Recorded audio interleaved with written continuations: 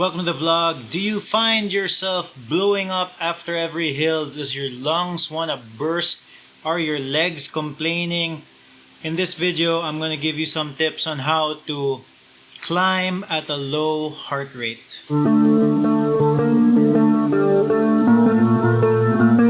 of the best ways that I've managed to improve my cycling is by monitoring my effort through a heart rate monitor, and the protocol that I'm using is the Maffetone method. Basically, it's 180 beats per minute minus your age. Generally speaking, I try to run mine at 145 beats per minute, and that is my zone 2, generally speaking. There's a lot about the internet on Maffetone heart rate, on zone 2, but I won't get too much into it here. I just wanted to put that out in the beginning because we need to explain a little bit like what kind of heart rate am I going for. So basically, the protocol that I'm using is Maffetone heart rate 180 minus your age. I live in a very hilly area and there are so many hills here, so I've managed to be able to still do a Maffetone heart rate even while going up hills on most of my rides. And here are a few tips on how to do it.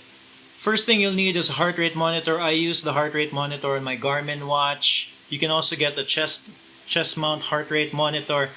I do find that the chest mount is a lot more accurate than a watch heart rate monitor. I find that the watch sometimes there's like a heart rate lag, like a long lag. You might start cycling and it might take like 5 to 10 minutes before it can actually even get your correct heart rate. And also I find that if your effort varies in intensity within a short period of time, the heart rate monitor on the watch doesn't really pick that up. So let's say 5 minutes at 170 beats per minute, and the next 5 minutes it's 120, then the next 5 minutes another 170 beats per minute. It's not going to pick it up very well if you're using the wrist type or the watch type. But for prolonged periods in a certain heart rate, this will do, especially since like I've been doing the Maffetone method for more than a year now, and I've gotten a good sense of what a low heart rate feels. So I just stick to that, and then eventually the heart rate monitor catches up and then I can see it on my Garmin right in front of me. Then the next thing to do if you want to climb at a lower heart rate is that instead of tackling the hills right away, practice doing that in the flats. I know you clicked on this video so that you could learn how to do it on the hills, but the thing is you gotta practice, you gotta be able to do it in the flat portion first. Not just strolling around on the flats and then just letting your heart rate really go all the way down. Try to stick to your target heart rate. So maybe stick like 5 or 10 beats per minute within your target heart rate. So in my case, it's 145. So even if I'm going on the flats, I try to either stay at exactly 145 or 140. And then if I go over 145, I slow the pace a little bit and then just wait for my heart rate to adjust. So you gotta practice in the flats before going up the hills. So when you put the time in on the flats and then you want to start going to the hills, the next thing to do is don't choose a hill that is really, really steep. There are some hills with a gradient of just 2% or 3% or 4%, and those might be better than tackling a hill that has like 11%, 15% incline or gradient, because the steeper it is, the higher your heart rate is going to go because you're going to end up exerting a lot more effort the steeper the climb is. So once you've gotten used to the flat, then try looking for the easiest, meaning the least steep hill near your area. It doesn't really matter how far the hill is because, you know, if you can't get up there, then you just U-turn and you just go back down. But you want to look at steepness. It's a bit difficult to suggest a specific gradient because everybody is different. And the more you get to do it, then you can start tackling steeper gradients at a lower heart rate. So I live in a very hilly area and a lot of the hills tend to be quite steep. So the hill that I like to do if I want to do like a Maffetone or a zone 2 effort is this hill called Pulangboto to Guba. It is 7.54 kilometers long with an average gradient of 4.9%. But like I said, steep no matter where I go here. So there are areas in that segment that go over 12%, but they're usually quite short. So it allows me to still go really slow up that portion, and then the gradient chills out a little bit afterwards. Generally, on that segment, if I do it on my zone 2 or Maffetone heart rate, I can do it in about 38 to 39 minutes. Compared to my all out effort, like I'm just going balls out, like race effort, I think my PR there is about 29 minutes. Which brings me to my next tip is go really slowly. You're going to be going so slow that it would be the equivalent of walking up a hill sometimes. And that can feel a little bit frustrating, and that can actually also be difficult if you're not used to balancing the bike at a very slow speed. And this will also give you an opportunity to practice your handling a little bit if you're going really slow up a hill. So, especially for me, like there are gradients that are over 10%, and I can do it at MAF heart rate, but I am going really, really slow. And my cadence is really slow as well. So, that takes a little bit of practice. So like I said, best to practice on a hill that isn't as steep without a big gradient at first.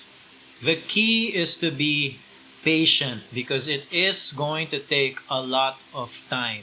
Now, when I started doing low heart rate or Maffetone method type training, I think I did low heart rate exclusively for the first 6 months.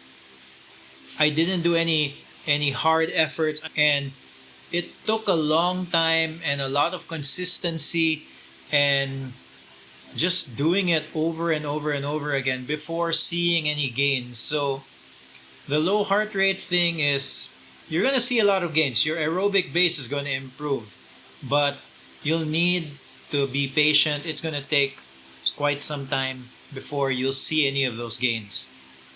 And then the next tip for being able to climb at a low heart rate is look at your gear ratios. The easiest way for me to explain this is the smaller the chainring in the front and the bigger the chainring is in the back, it's going to be a lot easier to climb. So in my case, in the front, I have a 4630 chainring. So 46 is the biggest ring and 30 is the smallest. And then in the back, I have an 1142. So 11 is the smallest and 42 is the biggest. So when I'm tackling one of those like really steep hills, I am at my 30 in the front and 42 in the back. To give you a visual of what those gear ratios look like, you can go to this website called bikecalc.com/gear ratios, and as you can see with my gear ratio, I have a 0.71 gear ratio if I use the 30 in the front and the 42 in the back. Personally, I feel like most gravel bikes should have at least a 1-to-1 ratio. So for example, a 30 in the front and a 30 in the back, at least. Most road bikes don't have that ratio, or maybe the new ones do, I think, but sometimes they have like a 34 in the front and then a 28 in the back. And I mean, for a road bike, that's fine. But if you're tackling like off-roads with gravel or really steep sections and you're still new, you will want a bigger cassette in the back and a smaller chainring in the front. There will be instances where you go over your zone 2 or over your Maffetone heart rate. And you know what? That's okay.